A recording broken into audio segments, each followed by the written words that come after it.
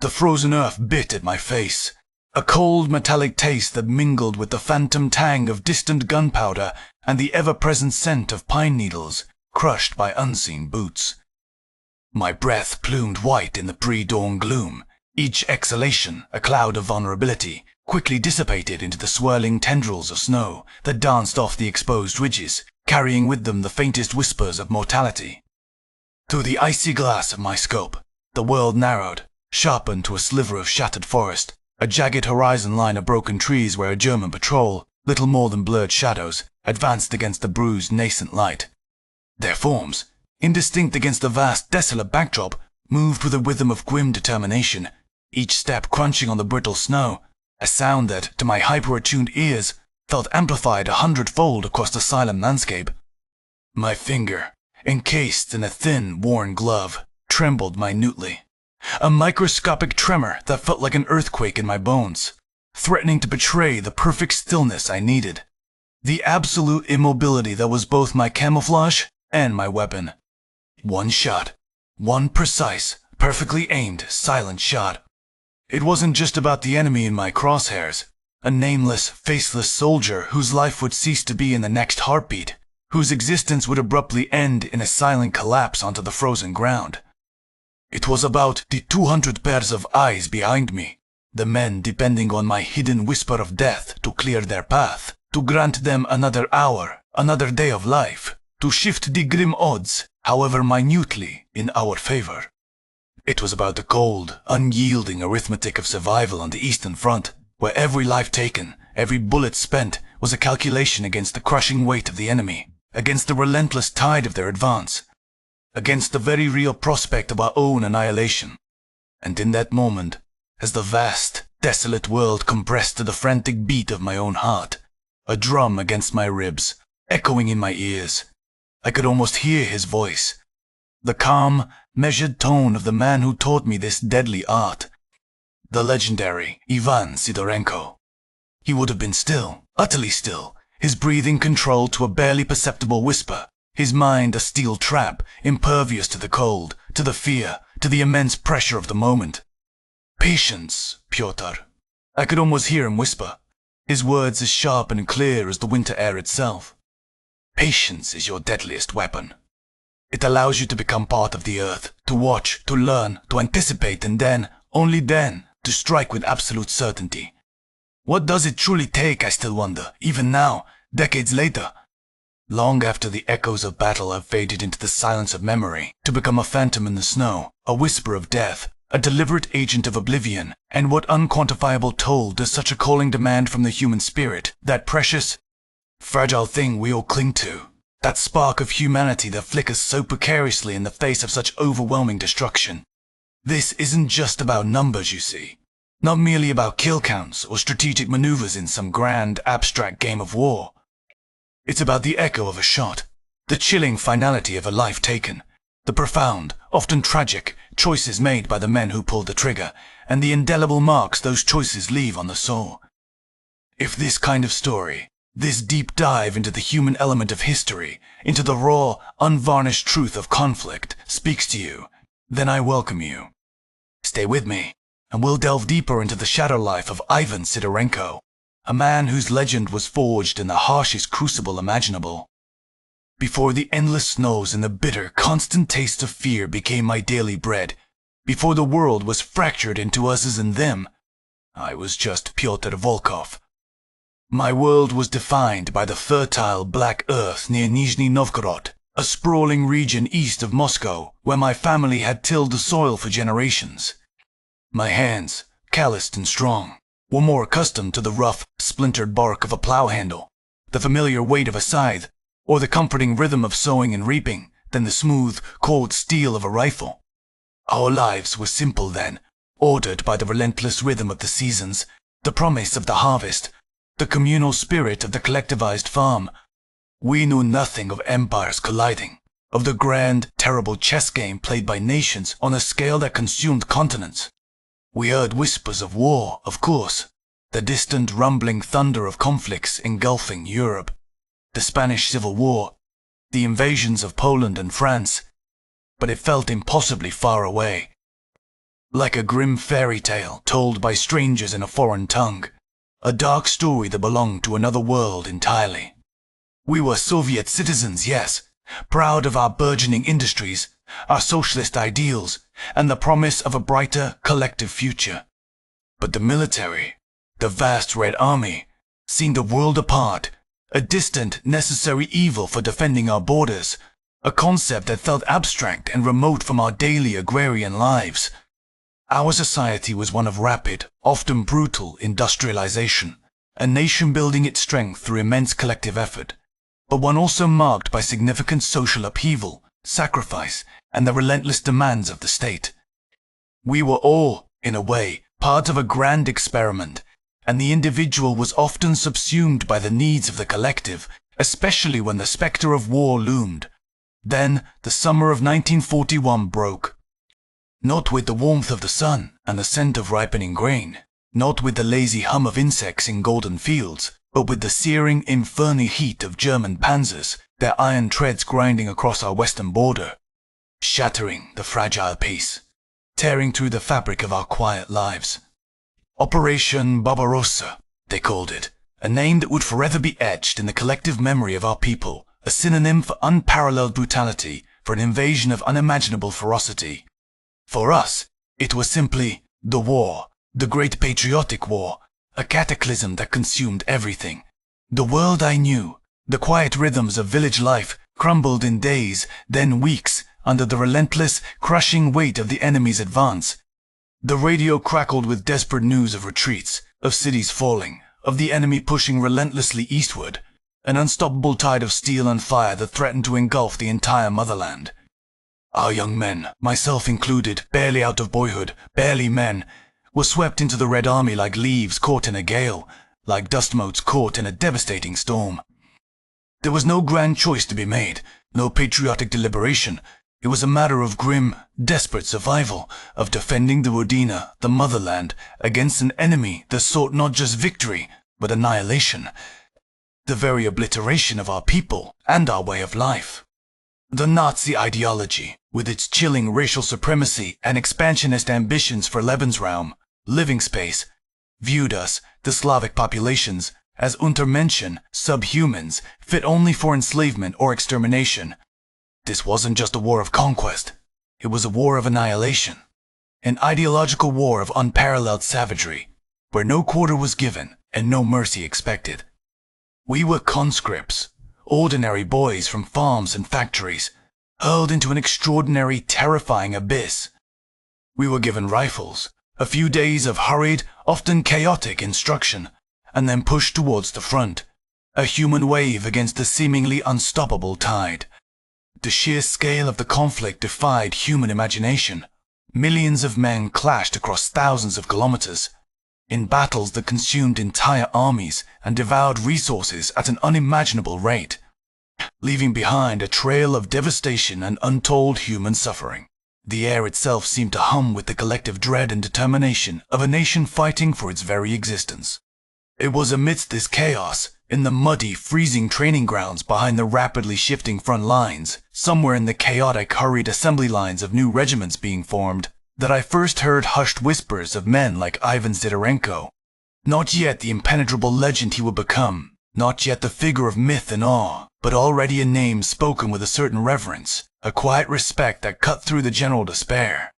Ivan Nikitovich Sidorenko, born on March 10, 1917, in the village of Glinki, Smolensk Oblast, was from a region of vast, ancient forests and rolling, fertile hills, a landscape not unlike my own home, defined by agriculture and quiet rural life. His early years were undoubtedly shaped by the rhythms of the land, by the seasons of growth and harvest, a world far removed from the brutal mechanics of war. Before the war had swallowed us whole, before the panzers shattered our peace, he was just another citizen, living his life, perhaps working in a factory, contributing to the nation's burgeoning industrial might, or toiling on a farm alongside his family. He had been conscripted into the Red Army in 1939, 2 years before the Great Patriotic War truly engulfed us, a veteran of peace, if you can call it that, having served during a time of uneasy quiet, preparing for a storm that few truly envisioned in its horrific scope. And, most surprisingly, he initially served not as a marksman, as we might assume, given his later renown, but as a humble mortar platoon commander. Imagine that. A man whose destiny would be defined by pinpoint accuracy and solitary hunting, overseeing the trajectory of high explosive shells, calculating the brutal, indiscriminate force of an artillery piece, a weapon of widespread destruction. This stark contrast between his initial role and his later specialization makes his story even more compelling, highlighting a remarkable, almost unbelievable transformation.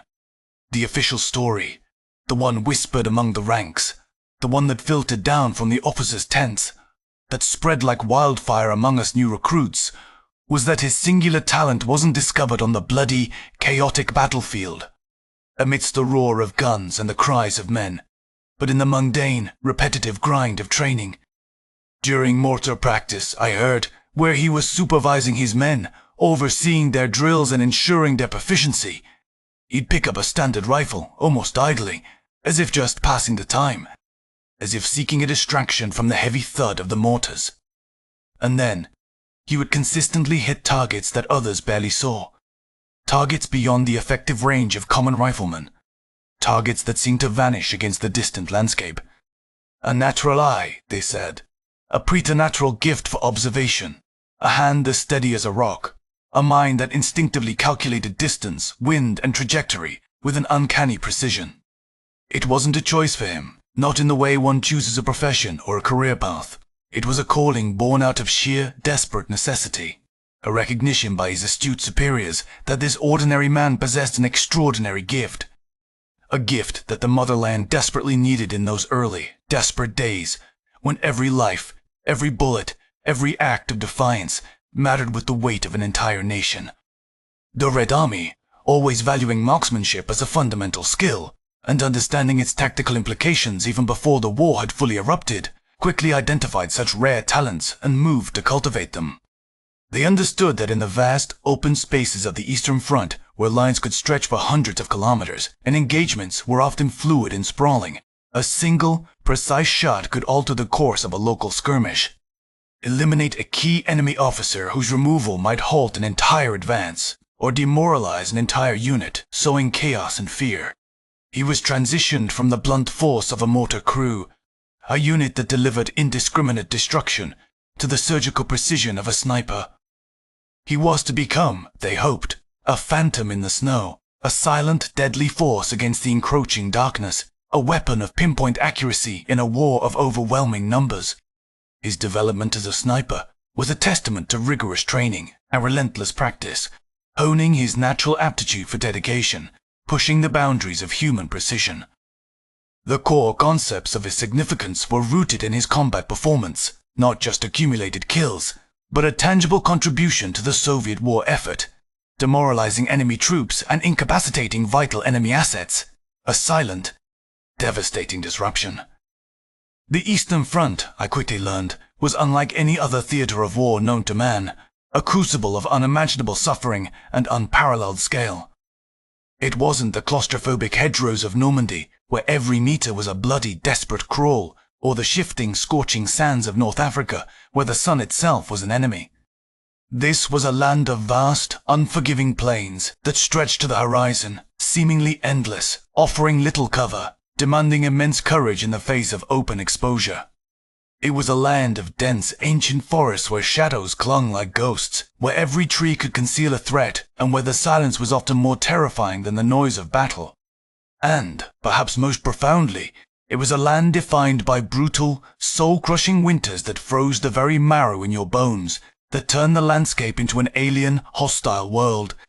Temperatures plunged regularly to 40 degrees Celsius, turning breath to instant ice, metal to skin-searing agony upon contact, and the earth to impenetrable iron, making digging, movement, and even simple survival a constant, agonizing struggle.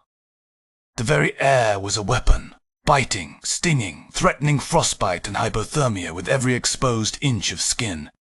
Distances were immense, supply lines tenuous, often breaking down under the strain of the weather and enemy attacks, and the front lines often fluid, shifting like a living, bleeding wound across the map, making every position temporary, every moment uncertain. The sheer scale of the conflict defied human imagination. Millions of men clashed across thousands of kilometers in battles that consumed entire armies and devoured resources at an unimaginable rate, leaving behind a trail of devastation and untold human suffering, a landscape scarred by craters and littered with the debris of shattered lives. Survival here demanded not just raw courage, the ability to charge into the face of death, but an almost animalistic cunning, a profound, intimate understanding of the land itself, and an ability to become one with it, to merge with the snow, the earth, the shadows, to become utterly indistinguishable from the brutal environment. It demanded not only physical endurance of the most extreme kind, but an unyielding mental fortitude against overwhelming odds and seemingly endless despair. This was the stage upon which Ivan Sidorenko would perform his deadly ballet. It was in this brutal crucible, amidst the unrelenting grind of attrition and the ever-present stench of death, of frozen bodies, of burning timber, of unwashed men, that Sidorenko truly began to master his deadly art. He became known not just for the terrifying number of his kills, which grew with exponential speed, reaching figures often cited in the hundreds, over 500 confirmed kills by late 1944. A truly staggering accomplishment that solidified his place among the top sniper aces of the entire war, on any front, acknowledged across the globe. But more than the numbers, it was for how he achieved them, for the meticulous precision and strategic brilliance that underpinned each shot, that made him a legend. We heard stories, always a little embellished in the retelling, passed like precious currency among the weary soldiers, whispered around campfires and in the cold, damp dugouts, but with a core of undeniable, chilling truth. Tales of him waiting for hours, sometimes entire days, in sub-zero temperatures, buried beneath a thin blanket of snow, perfectly camouflaged, his breath controlled to a barely perceptible whisper, his body unmoving, utterly still. A statue of deadly intent, until the perfect moment presented itself. He wasn't just a shooter, he was a hunter, a predator of the highest order, blending seamlessly into the desolate landscape, an extension of the frozen earth itself. His effectiveness lay in his ability to remain undetected, to utilize camouflage to perfection, to become a living part of the environment, and to deliver precise shots from concealed positions, often at considerable distances, well beyond the reach of conventional riflemen. He understood the nuances of the wind, the subtle shifts in light and shadow, the ways the terrain could offer both concealment and opportunity. He knew that the very act of patience was an act of aggression, a silent psychological assault on the enemy, forcing them to operate with a constant nagging fear, a pervasive sense of unseen eyes watching their every move. One story that circulated widely, one that truly brought home the tactical genius and innovative mind of the man, was about his pioneering use of incendiary bullets. Most snipers use standard, armor-piercing, or sometimes tracer rounds, designed for direct impact and penetration. But Sidorenko, ever the innovator, reportedly experimented with different ammunition types, seeking to maximize the impact of each carefully placed shot to achieve effects beyond a single kill. He wasn't just targeting individual men, though he did so with devastating efficiency. He was targeting vital enemy assets, their fragile supply lines, and their vulnerable infrastructure.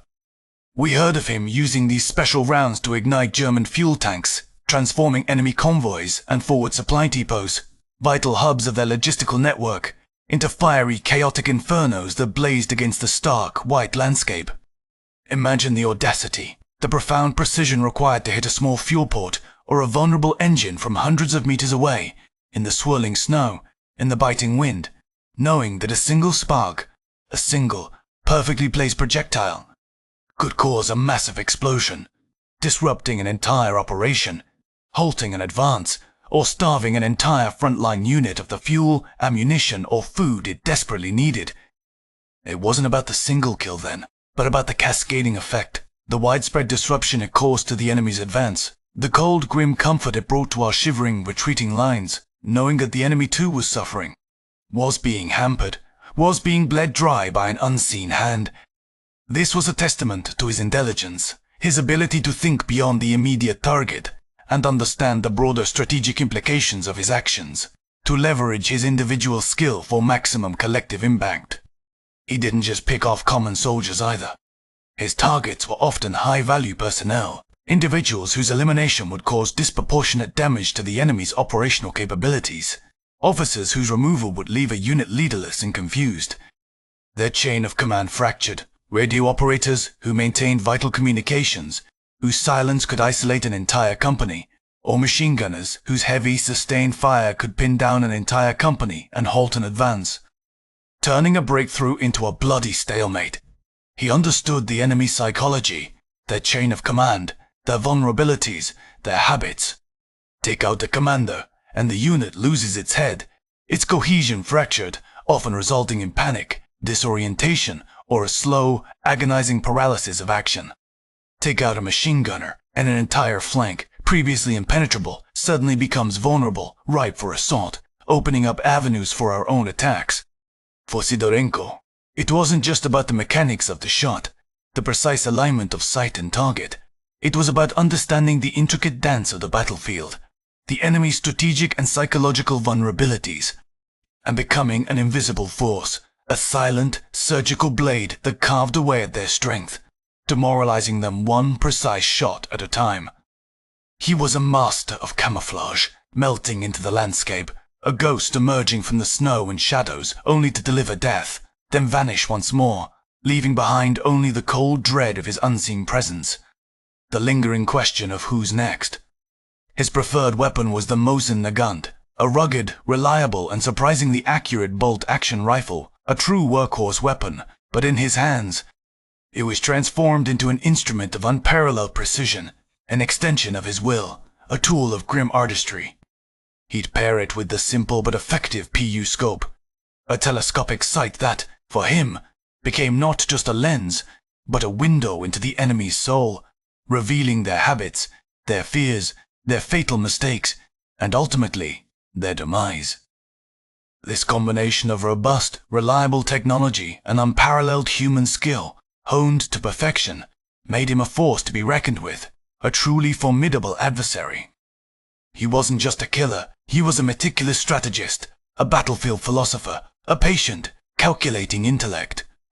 He'd spent countless hours studying enemy patrol routes, analyzing their movements, predicting their patterns of behavior, their moments of vulnerability, their routines.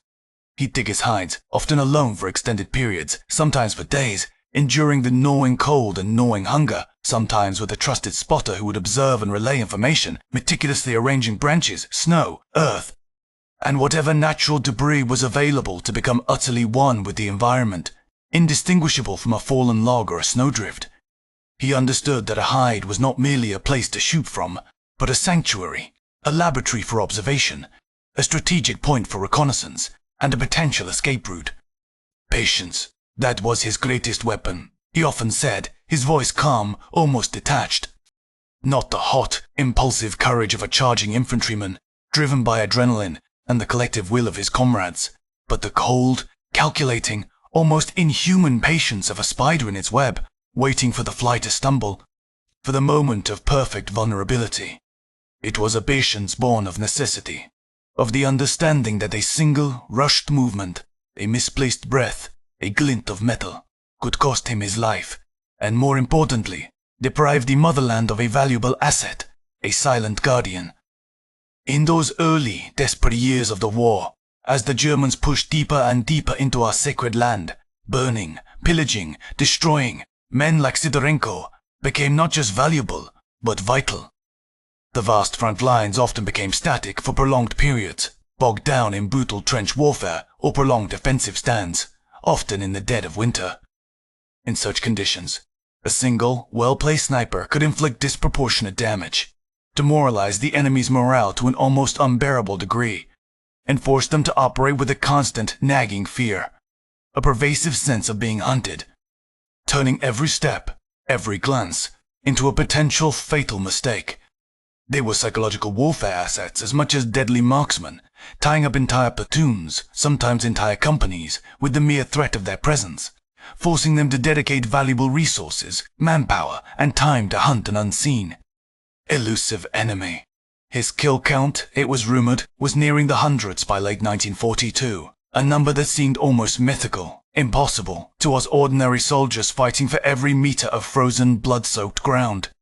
It spoke of a dedication, a skill, and a grim determination that few could comprehend, a singular focus on his deadly craft. His success wasn't just about numbers, it represented a tangible contribution to the Soviet war effort, a constant, chilling reminder to the enemy that they were never truly safe, even in their dugouts, even at night. But what did it truly cost him?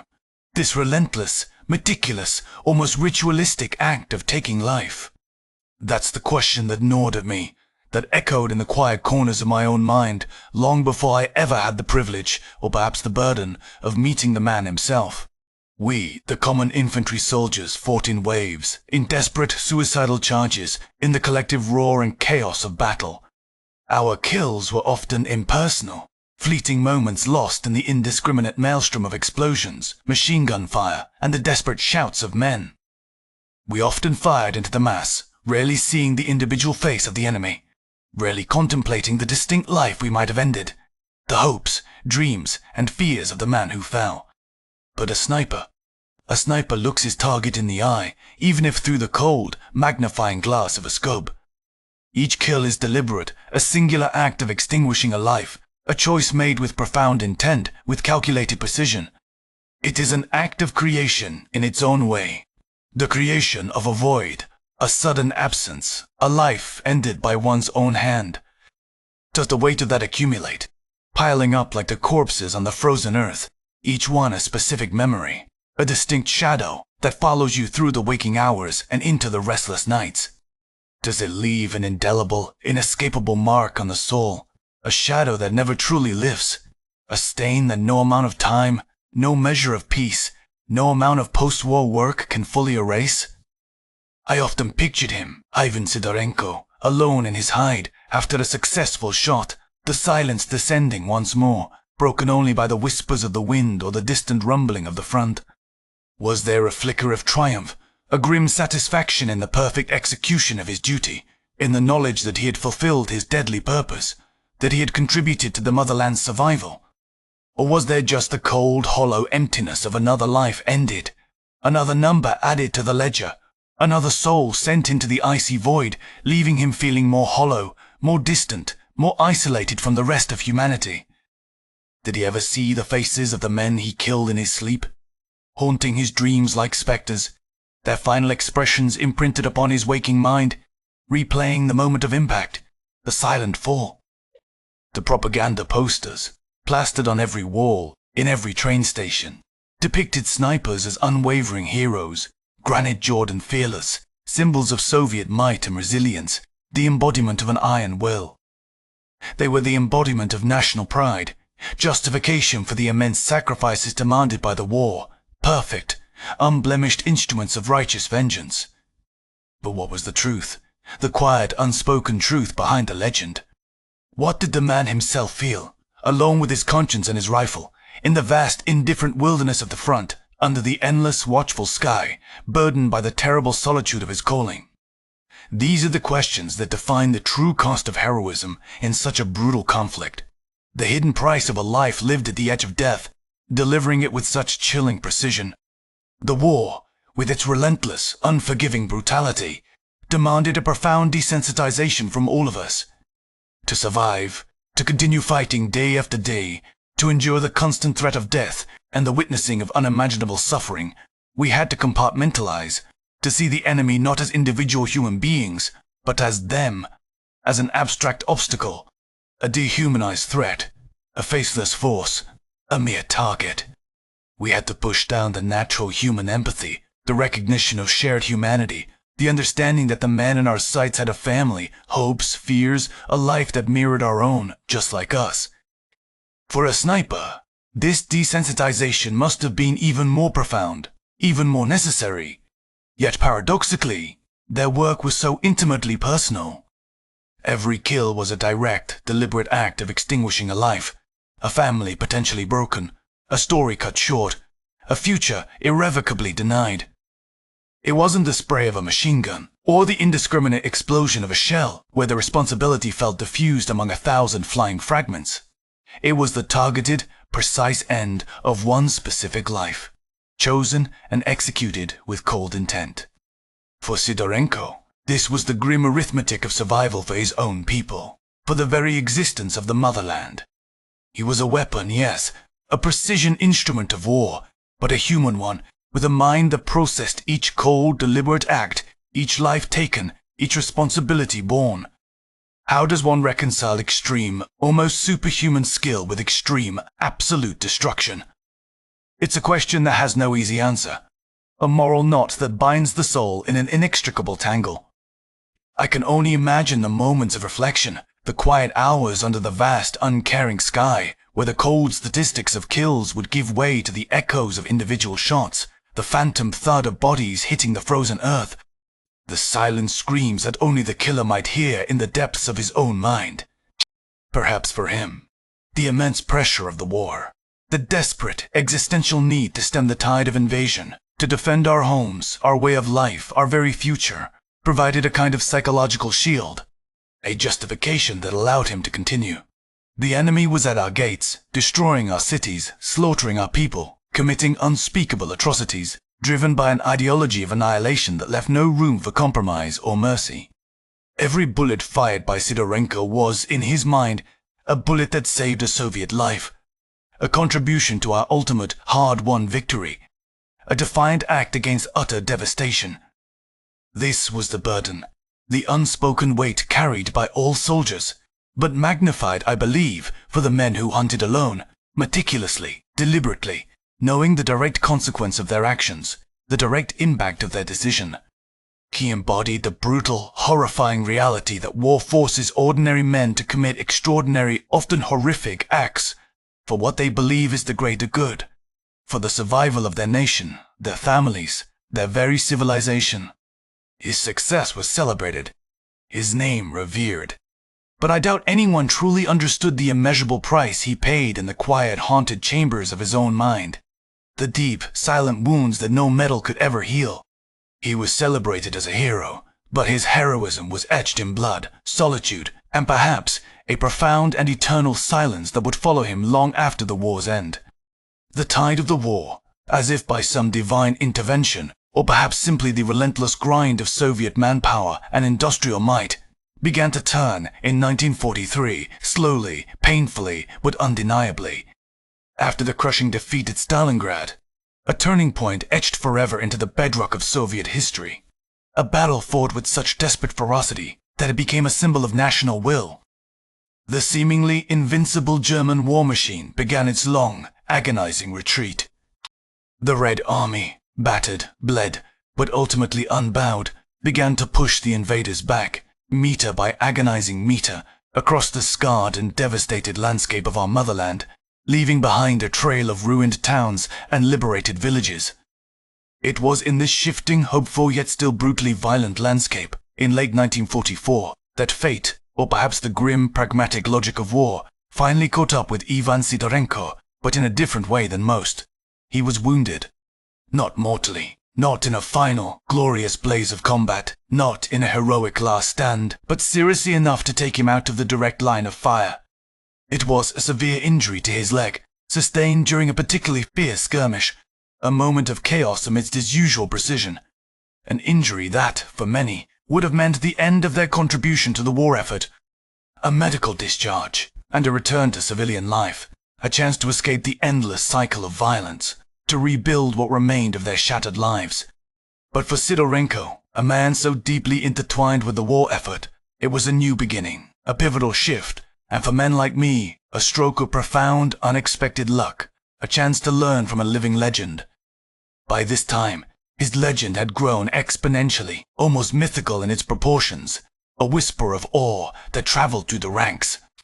He was officially credited with over 500 confirmed kills, a staggering number that solidified his place not just as a highly effective sniper, but as one of the deadliest marksmen of the entire war, on any front, acknowledged across the globe. While exact numbers in wartime are notoriously difficult to verify, often based on reconnaissance reports or eyewitness accounts from comrades, and subject to the chaos of battle, Sidorenko's attributed success was undeniable, a testament to his demonstrated and recognized effectiveness, his consistent ability to deliver death from afar. He had been awarded the Hero of the Soviet Union our nation's highest honor for bravery and exceptional service, a gold star pinned to his chest, marking him as one of the motherland's most revered sons, a symbol of her resilience. He was, to us, a living symbol of Soviet resilience, of individual skill, and of unwavering determination, a beacon of hope in the darkest of times, an embodiment of what one man could achieve against overwhelming odds. So, when he was sidelined from direct combat due to his injury, the High Command, ever pragmatic, ever seeking to maximize their assets, saw not an end to his invaluable service, but an even greater opportunity. They understood that his expertise was too vital to be confined to a single rifle, that his wisdom could be multiplied, spread, instilled into hundreds more. I was a relatively fresh face then, pulled from the mud and blood of the regular infantry after demonstrating a surprisingly steady hand and a keen eye in a few desperate skirmishes. A natural aptitude for the rifle that caught the attention of my superiors. They said I had a good eye, a natural inclination for precision, and suddenly, almost miraculously, I found myself among a select group of young men, chosen to be molded in the image of the great sniper himself. Sidorenko became our teacher, our mentor, our quiet, demanding guide into the dark art of the hunt. His rifles fell silent on the front lines, no longer delivering death directly, but his profound legacy, his deadly wisdom, echoed through hundreds of new snipers, each carrying a piece of his knowledge, destined to continue his work long after his own direct combat days were over. He trained over 250 snipers, they said, a formidable force, a silent army within the Red Army, each one a testament to his dedication and skill, each one an extension of his own lethal effectiveness. He was shaping the future of Soviet sniper doctrine, embedding his personal combat wisdom, honed in the harshest of conditions, into the very fabric of the next generation of marksmen, ensuring his lessons would live on, multiplied 1,000-fold. His lessons weren't just about the mechanics of marksmanship. Though he was meticulous in his instruction on breath control, the almost imperceptible squeeze of the trigger, and precise range estimation, accounting for factors like temperature, humidity, windage, and bullet drop. These were scientific principles translated into deadly art. He taught us the art of ultimate concealment, how to read the wind and the light, how to disappear into the landscape until you were nothing but a whisper of frost and shadow, a fleeting deception for the enemy's eye, a true ghost. He explained how to choose a hide, not just for cover, but for the perfect shot angle, for an immediate and secure escape route, and for sustained, prolonged observation of enemy movements and habits. Understanding that observation was as crucial as the shot itself. He spoke of the enemy's psychology, how to exploit their habits, their moments of vulnerability, their fatal mistakes born of complacency or fear, turning their predictability into their doom. He would make us spend hours, sometimes entire days, in mock hides, testing our endurance, our ability to remain perfectly still, utterly silent, to become part of the earth itself, as patient as a stone. Our very existence merged with the environment, our minds honed to a razor's edge. He was demanding, uncompromising, his gaze sharp and piercing, capable of spotting the smallest flaw, the slightest tell, the faintest tremor in a hand. But there was an intensity in his demeanor, a quiet fire in his eyes, that told us he wasn't just teaching a skill. He was passing on a profound method of survival, a way to fight this brutal war effectively, a way to protect our comrades in our motherland, a way to contribute to victory. He spoke little of his own harrowing experiences, not in a boastful way, nor with any hint of self-pity, but in a detached, almost clinical manner, as if the horrors he had witnessed were simply data points, lessons learned, to be imparted for our benefit, in the grim equation of war. He was a master of his craft, sharing the precise calculus of life and death, stripped of all emotion, yet imbued with immense purpose, a quiet sense of duty that transcended personal feeling. This crucial shift from direct combat to training was a testament to his invaluable contribution, a recognition of his genius beyond just killing, a deeper understanding of his strategic worth. He wasn't simply a marksman. He was shaping the future of Soviet sniper doctrine, embedding his personal combat wisdom, honed in the harshest of conditions, into the very fabric of the next generation of marksmen, ensuring that his unique insights would continue to serve the motherland It was through him that I truly understood the profound tactical importance of snipers. They weren't just individuals eliminating targets. They were psychological weapons, sowing fear, disrupting enemy command and control, and subtly but significantly, breaking the enemy's will to fight. We learned that a sniper wasn't just a lone wolf. He was a force multiplier, an asymmetric threat capable of holding up an entire unit, of creating chaos with a single silent shot, forcing the enemy to expend disproportionate resources to counter an unseen threat. Their ability to operate behind enemy lines, gather intelligence, and pick off key personnel made them invaluable assets in a war of attrition. His work, both as a combatant and a teacher, was deemed so essential that he became a symbol, not just of individual heroism, but of the entire Soviet military's commitment to specialized warfare, a testament to the fact that even in total war, precision and individual skill had a critical, game-changing role. The Soviet Union's investment in sniper training reflected a strategic understanding that a well-trained, disciplined marksman could inflict disproportionate damage and psychological impact. After the war, when the last shot was fired, and the hard-won silence finally fell across the vast, scarred landscape of our motherland, a silence almost deafening after years of constant thunder, Ivan Sidorenko, the Phantom of the Eastern Front, returned to a civilian life. He settled in the Chelyabinsk region, a place of heavy industry, far removed from the sylvan hunting grounds of his wartime exploits, a landscape dominated by factories and furnaces rather than forests and snowdrifts.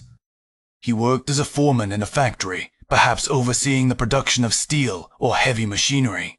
A stark, almost poetic transition from the brutal precision of killing to the steady, rhythmic grind of rebuilding a shattered nation, of creating rather than destroying. He lived until 1994, a long life, far removed from the cold, bloody fields of the Eastern Front, a life that saw the rise and fall of the very Soviet Union he fought so valiantly to defend, a testament to the changes he endured and witnessed. He was a product of a specific historical moment, a skilled operative within a vast military apparatus, and a symbol of national resilience. His individual bravery was magnified by the collective struggle of the Soviet people, and his story, diligently recorded and retold, served as a testament to the profound impact one individual can have on the course of history, even within the vast and brutal landscape of total war. But I often wondered, in my own quiet moments of reflection, in the long dark nights of memory, if the echoes of those silent battles, the faces seen through a scope, the weight of over 500 lives ended by his hand, ever truly left him. Did the phantom ever truly leave the man? Did he ever truly find peace from the immense burden he carried? I doubt it. Some shadows, once cast, are eternal, clinging to the soul long after the light of conflict has faded, a constant, silent reminder of what was done and what was lost. Ivan Sidorenko's story isn't merely the tale of a sniper with an incredible, almost unbelievable kill count, a statistic to be marveled at. It's a profound meditation on the extraordinary demands placed upon ordinary people during the crucible of wartime. It forces us, compels us even, to confront the staggering human cost of conflict, the intricate, often uncomfortable ethics of wielding extreme skill in the service of destruction, and the enduring, often unseen, psychological scars carried by those who serve, those who must perform acts of violence for the perceived greater good, for the survival of their loved ones and their nation. He was a master of a deadly craft, a man whose unique natural talent was recognized, cultivated, and then brutally harnessed by a nation fighting desperately for its very existence against an existential threat, against an enemy whose very ideology precluded mercy. His journey from an ordinary man, born in a small village, to a legend forged in the crucible of the Eastern Front, reveals the profound impact one individual can have on the course of history and the immense, personal price that can accompany such a transformative role. How do societies, in their wisdom or their folly, choose to celebrate or grapple with individuals who excel in such destructive roles? We hail them as heroes, we give them medals, we build monuments in their honor, we tell their stories as triumphs of courage and skill. Yet, the very nature of their heroism is rooted in the systematic, deliberate taking of human lives, an act that, in peacetime, would be considered a crime of the highest order. Is it truly heroism in the traditional sense? Or is it a necessary, tragic manifestation of what war demands? A grim testament to humanity's capacity for both creation and destruction? The answer, I believe, lies in the uncomfortable space between these two extremes, a paradox that defines all warfare. It is heroism born of necessity, of the desperate fight for survival, but it is a heroism indelibly stained by the acts required to achieve it, leaving a complex and often disturbing legacy. What are the psychological long-term effects of participating in such intense, intimately personal conflict, of seeing the world narrowed to a single vulnerable target in a scope hundreds of times over, each one a distinct, indelible memory? How does the mind cope with that accumulated weight of responsibility, of finality, the knowledge that each pull of the trigger extinguished a unique story, a life with its own history and future, its own loves and losses? These are not simple questions, and they rarely have simple answers. Do we still see elements of this ghost in the shadows, the highly skilled solitary hunter, in modern warfare, where technology advances with dizzying speed, bringing drones and precision-guided munitions? But the fundamental human element of precision, stealth, and lethal intent remains crucial, perhaps even more so.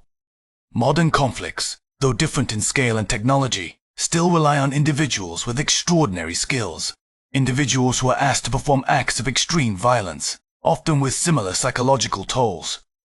The questions that Sidorenko's life implicitly asks are not confined to his era. They resonate through every conflict, every act of organized violence, every time a nation asks its citizens to take up arms. What does Ivan Sidorenko's story reveal about the true nature of heroism during wartime?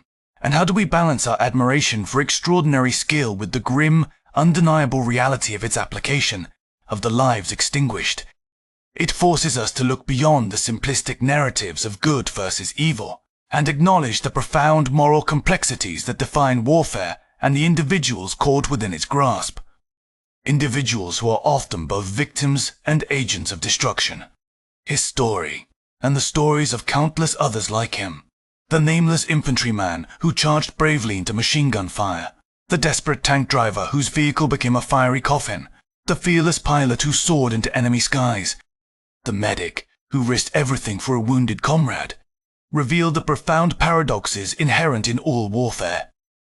Heroism in such a context is often born not from a desire for glory or personal gain, but from desperate necessity, from the brutal, unyielding reality of survival against an enemy that sought our total destruction. It's a heroism intertwined with the darkest, most terrifying aspects of human experience, demanding unthinkable acts for the preservation of one's people and nation. It is a heroism that often leaves indelible scars, even if unseen by the world, wounds that run deeper than any physical injury. It is a testament to the resilience of the human spirit, but also a chilling reminder of what that spirit can be forced to endure when pushed to the absolute breaking point.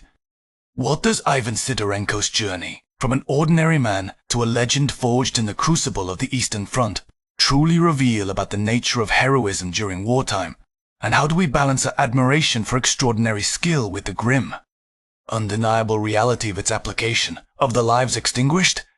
This is a question that each generation must grapple with, for the answers are never simple and often profoundly uncomfortable.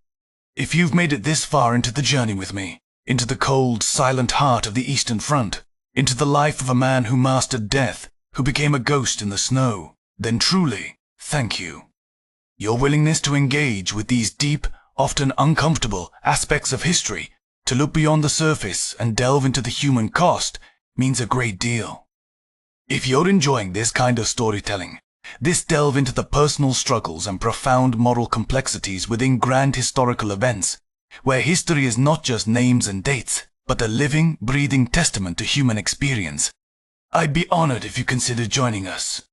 Every bit of support, every like, every subscription helps us continue to explore these deep, often overlooked human stories that history sometimes forgets to tell, or prefers to simplify into neat, digestible narratives. It allows us to give voice to those who lived through unimaginable times, to keep their experiences alive for future generations, ensuring that their sacrifices and their struggles are never truly forgotten, and that the lessons they offer are continually examined. Ivan Sidorenko's name might not resonate with the same immediate recognition as some of the more widely known figures of the Second World War, perhaps not as prominently etched in Western historical memory as others, but his story, when truly understood, serves as a stark, indelible reminder of the individual human experience contained within the monumental, sweeping events of history.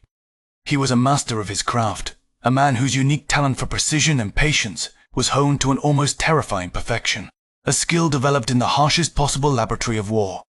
He saw the war through a scope, a narrow, focused window into the chaos, a world reduced to targets and the calculations of wind and distance, and his silent battles, his relentless precision, his methodical efficiency, undeniably shaped the tide of the Eastern Front in ways that mere statistics, no matter how staggering, can never fully capture.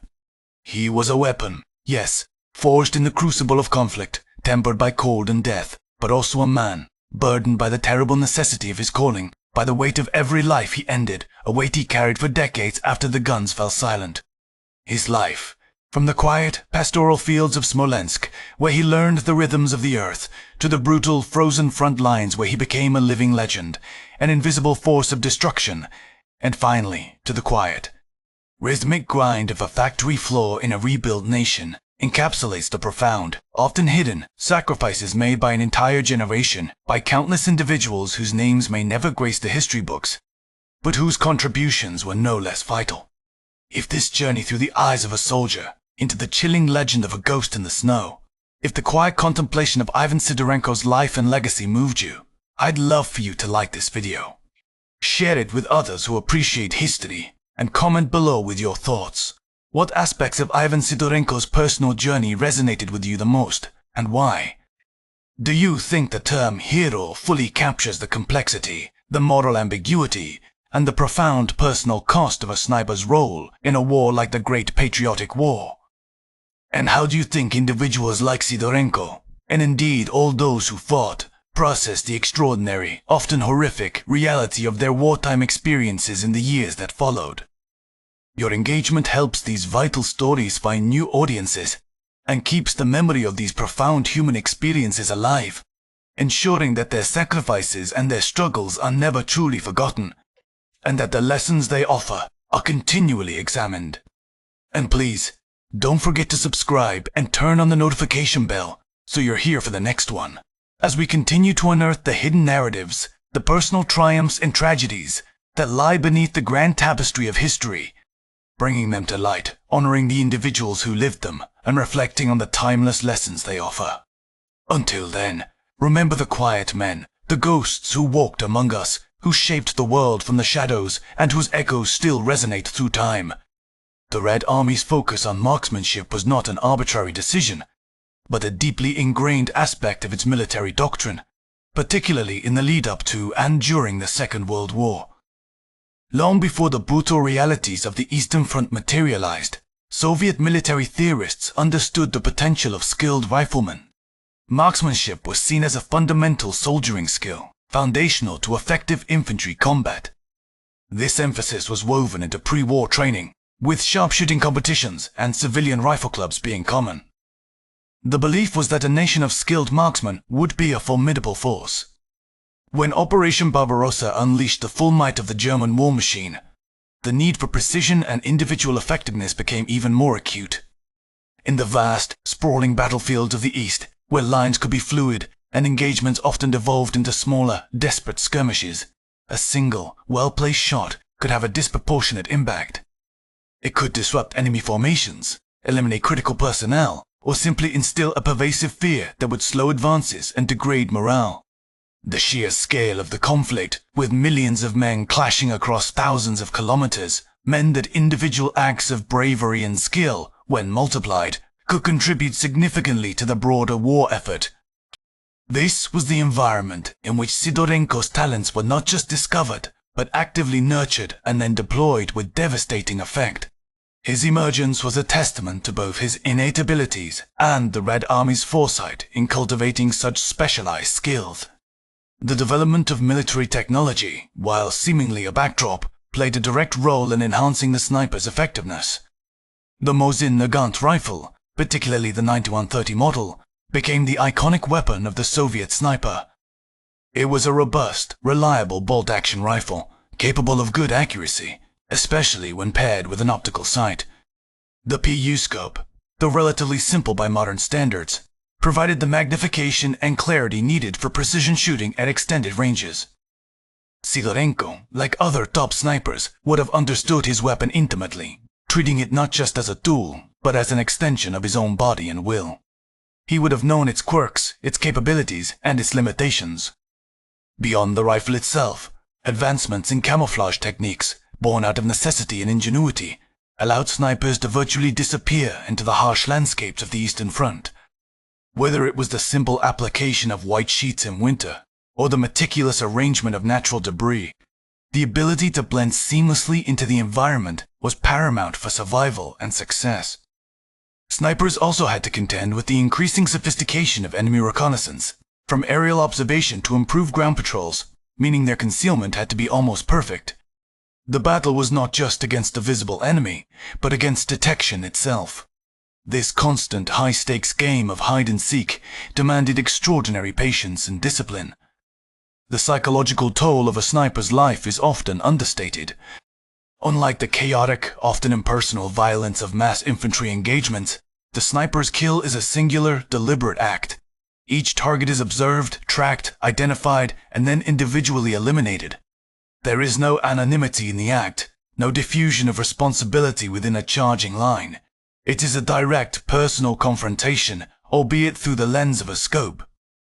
Imagine the focus required to hold steady, to control your breath, to make that precise decision to take a life, and then to repeat that act, not once or twice, but hundreds of times. The desensitization required for such a role is immense.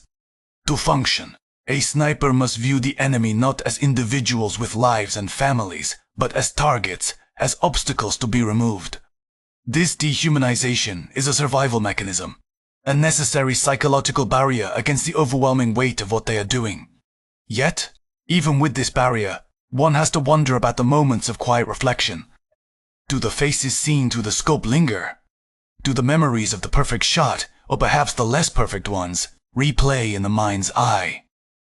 The burden of knowing that you, and you alone, made the choice to end a specific life carries a weight that few outside such a role can truly comprehend. It is a profound, almost sacred, and terrifying responsibility. Sidorenko's story is particularly poignant in the context of the Soviet Union's total war effort. The Great Patriotic War, as it is known in Russia, was an existential struggle. The very survival of the nation was at stake. The Red Army was a vast, conscripted force, drawing millions of ordinary citizens into the meat grinder of the front. In this environment, individual heroism was not just admired, it was essential. It served as a powerful rallying point for a population enduring unimaginable suffering and loss. Propaganda played a crucial role in amplifying the exploits of heroes like Sidorenko, turning them into symbols of Soviet strength, resilience, and unwavering determination. His image, alongside others, helped to solidify the national narrative of triumph against overwhelming odds, a narrative that fueled the war effort and sustained morale on both the front lines and the home front. Yet, beneath the veneer of propaganda, lay the stark, often brutal reality of individual experience. The celebratory narratives rarely delved into the deep personal cost, the psychological scars that lingered long after the last shot was fired. This dichotomy between the public hero and the private burden is a central theme in understanding figures like Sidorenko. He was a hero by necessity, a man whose skills were harnessed for the collective good, but the cost was profoundly personal. The transition from frontline combatant to instructor was not uncommon for highly skilled individuals in the Red Army, but it highlights the immense value placed on Sidorenko's unique expertise. His injury, while debilitating for active combat, opened a new avenue for his contribution. Instead of ending his service, it diversified it, making him a force multiplier in a different, equally critical way. By training over 250 snipers, he effectively expanded his own lethal reach exponentially. Each of his students carried a piece of his knowledge, a fragment of his combat wisdom, into the field. This systematic approach to cultivating specialized skills, was a hallmark of the Soviet military.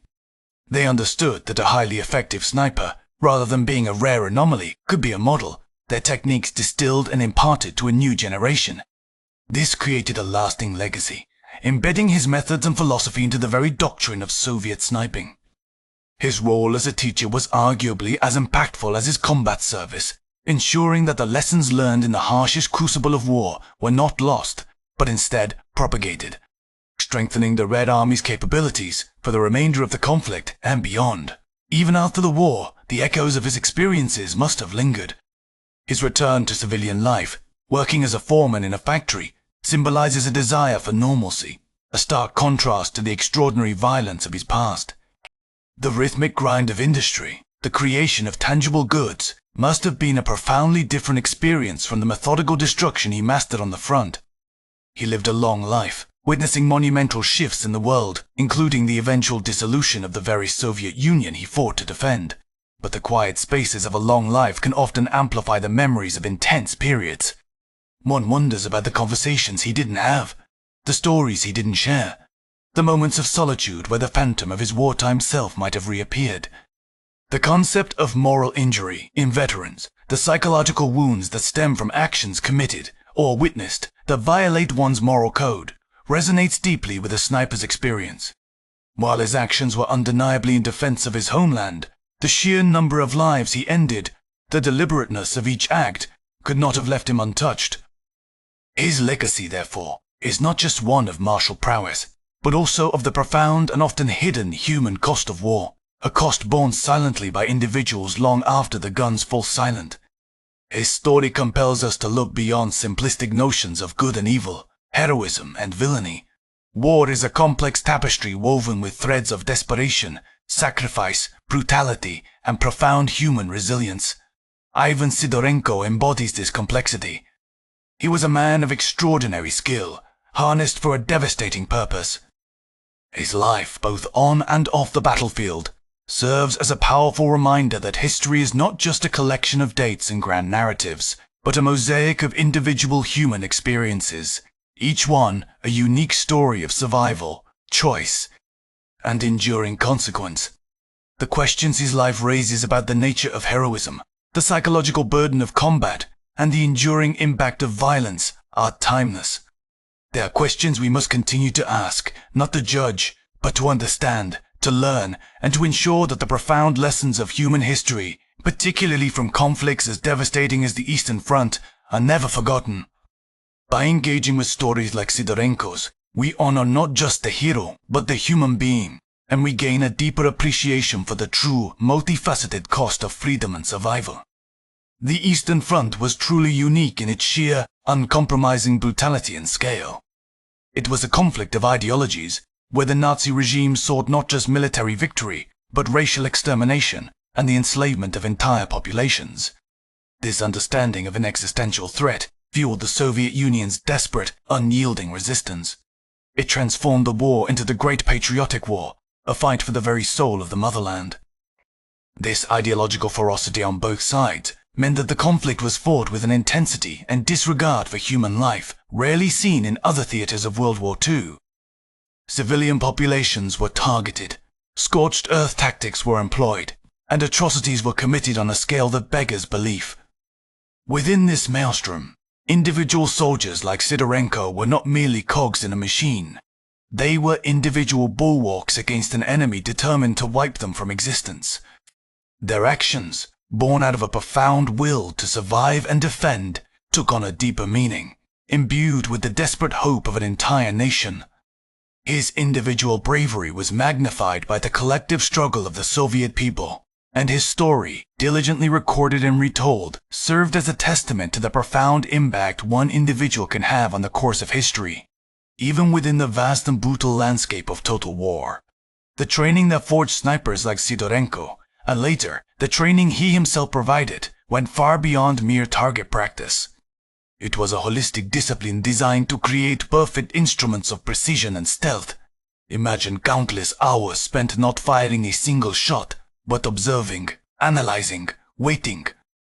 Learning to distinguish between the rustle of leaves caused by wind and the subtle sound of an enemy's bootfall. learning to discern a camouflaged enemy outline against a complex background, learning to control every physiological function, breath, heartbeat, even the tremor in a finger, to achieve ultimate stillness.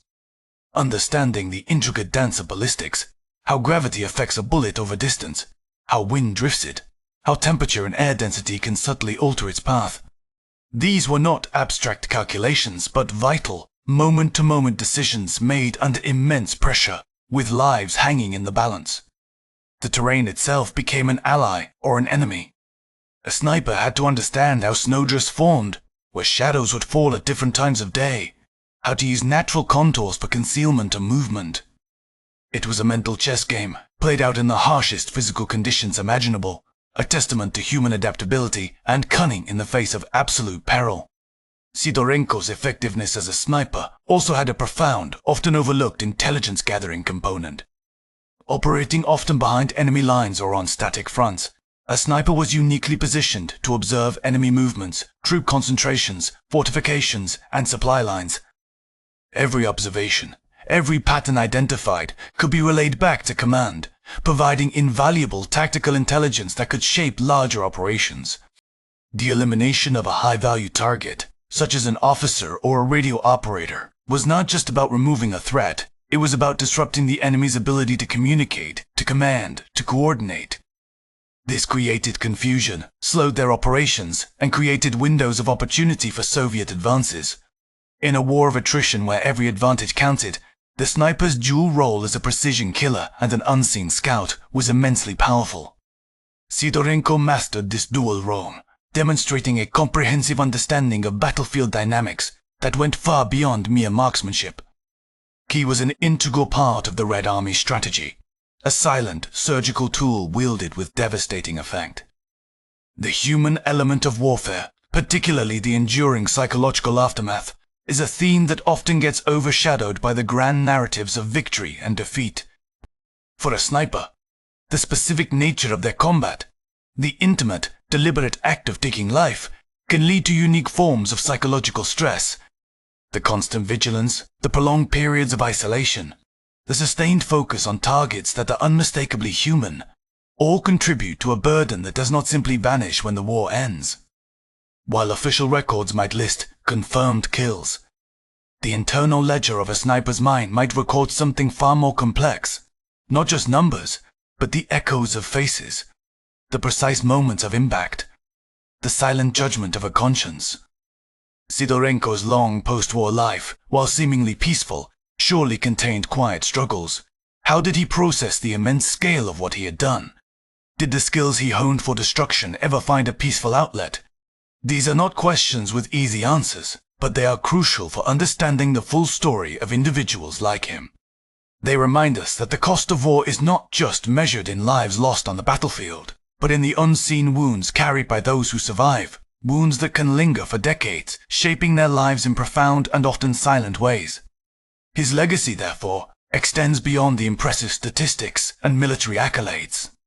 It is a legacy that speaks to the profound sacrifices demanded by war, the extraordinary capabilities of ordinary individuals when faced with unimaginable challenges, and the enduring questions about the ethics and psychology of combat.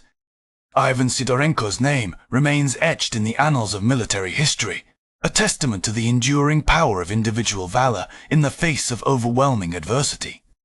But it is also a somber reminder of the chilling reality that war often requires its heroes to perform acts that no human being should ever have to undertake, acts that leave an indelible mark, a silent echo in the quiet chambers of the soul.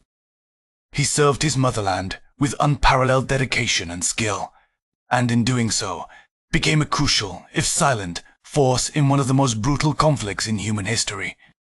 His story is a powerful lens through which to view the broader human experience of World War II, a reminder that behind every statistic and every strategic maneuver, there were individual lives, individual struggles, and individual acts of immense courage and profound cost. The importance of preserving these stories, of delving into the personal experiences that collectively form the tapestry of history, cannot be overstated. By understanding the choices, the burdens, and the triumphs of individuals like Ivan Sidorenko, we gain a more nuanced and empathetic understanding of past events. It allows us to move beyond abstract numbers and into the realm of human reality, making history tangible, relatable, and deeply impactful. His story serves as a powerful testament to the resilience of the human spirit in the face of unimaginable horror, and also as a cautionary tale about the devastating toll of conflict. It compels us to remember that freedom and peace are often purchased at an immense, incalculable cost, borne by individuals who are asked to do the unthinkable for the survival of their people. His phantom presence, the ghost of the Eastern Front, continues to whisper lessons of courage, sacrifice, and the enduring human struggle against the forces of destruction.